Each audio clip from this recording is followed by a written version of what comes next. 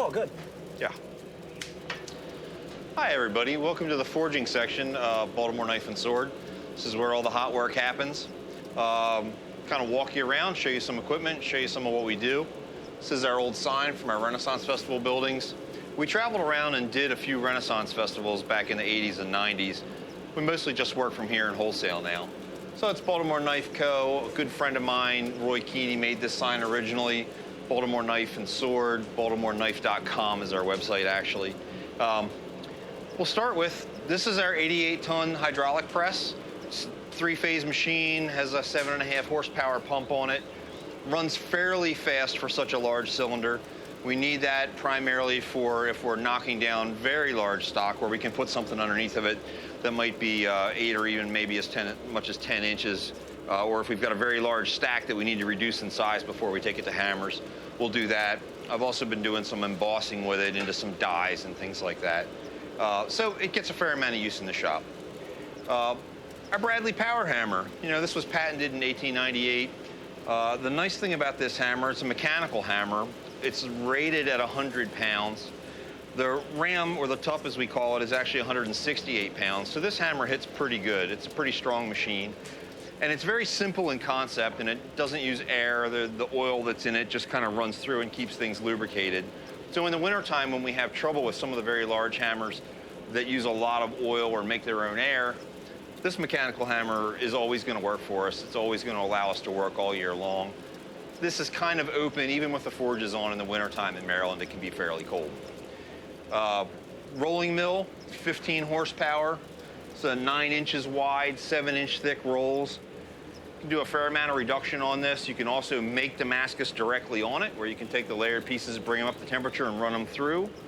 We will take some wrought iron, size that in here. If you go back and you look at some of the earlier shows, you'll see that we actually have used this, or some of the smaller versions that you can't see on camera, for reducing silver, reducing brass, copper, things like that, where it'll take something and actually take it down to maybe a quarter of the size that it started with, make a very large sheet that we can work from there. Got some polishing equipment over here. We've also got one of our sanders. You see those big sanders that we use all the time for polishing the swords and grinding on swords. We've got one outside for doing woodwork. That allows us to keep the sawdust out of the room where we have all the sparks from the steel. This Japanese style forge is one that Ilya built, including the box bellows.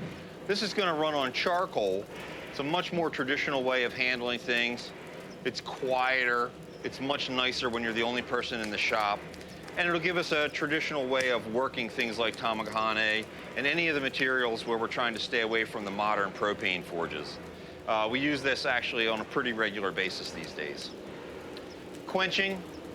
This is just straight water. We have to be careful what we put in here because you can't use any of the higher carbon stuff. This tall tank is a saltwater tank, so if we're doing something that has either low carbon or a low end of the medium carbon scale, we'll run into this saltwater tank for hardness before we temper. And then this is quenching oil. So what we use in here, we'll use a fast Texaco type style quenching oil. That'll allow us to harden things that have a very high carbon level without cracking that we'd be worried about in some of the water. As we come forward here, we'll see these are a couple of custom-built forges. These forges run off of propane. They've got an air line that runs in both sides. Actually just runs from a shop vac, which kind of creates a pumped air for us. Mixing system that's right in here. Comes up, goes into a plenum chamber. Each one of them has these ports. The ports are set up so that we can change the mix. If we've got a hot or a cold spot, or if we only want a short area for the heat, we'll use these to shut that off or to set them halfway to kind of just have a little bit of heat there.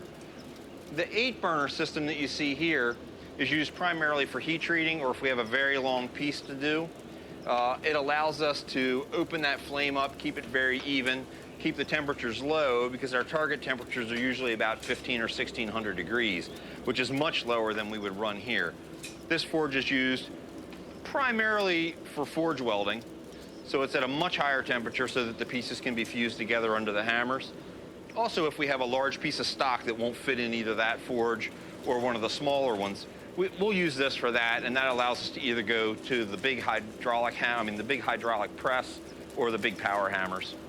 Coming to the screw presses here, you've seen us use this one primarily for embossing. This large press we use for holding big stock.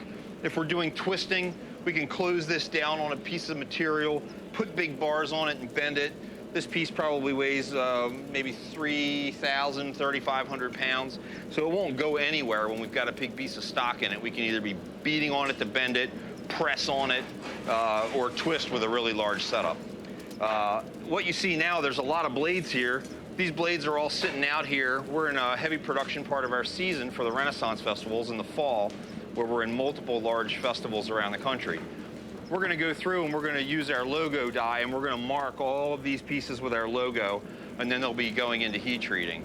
You'll see there are blades everywhere, and as we go into other parts of the shop, you'll see blades that are in various states, from grinding, polishing. We'll see some heat treating.